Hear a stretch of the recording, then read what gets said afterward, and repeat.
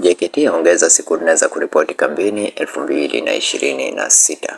Kama umechaguliwa kujiunga JKT kupitia Form 6 Selection 2026 na ulikuwa umeingiwa na hofu kwamba umechelewa kuripoti kambini, basi video hii ni muhimu sana kwako.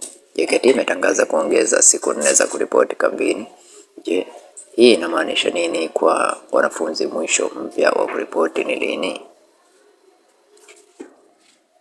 Na nani anapaswa kutumia fursa hii? Usiondoke mpaka mwisho wa video hii kwa sababu nitakuelekeza kila kitu kwa ufupi na kwa usahihi.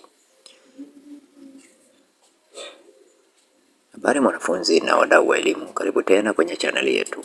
Leo tuna taarifa muhimu kwa wanafunzi wote waliochaguliwa kujiunga na mafunzo ya Jeshi la Kujenga Taifa JKT kwa mujibu wa sheria kwa mwaka 2026.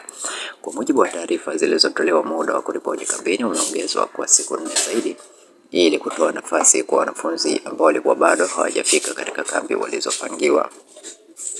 Wanafunzi wengi walikumbana na changamoto mbalimbali ikiwemo changamoto za usafiri kutoka maeneo ya mbali, upatikanaji wa nauli, kukamilisha maandalizi ya vifaa vya kuripoti navyo, changamoto za kifamilia na kiafya.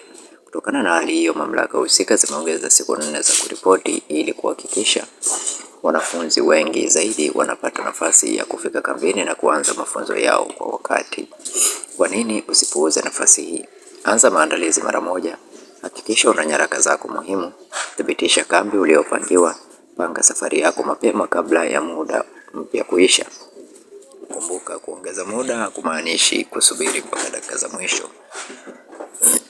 JKT ni nafasi muhimu ya kujifunza nidhamu, uzalendo, uongozi, kujitegemea, stadi mbalimbali za maisha. Hivyo kama umeitwa, tumia nafasi hii vizuri na kuhakikisha unaripoti ndani ya muda uliotangazwa. Je, wewe umesharipoti kambini au bado unaandaa safari? Andika kwenye comment sehemu uliopangiwa JKT mwaka 2026. Usisahau kulike, share na subscribe ili kuendelea kupata taarifa zote muhimu za elimu, ajira, JKT kwa wakati.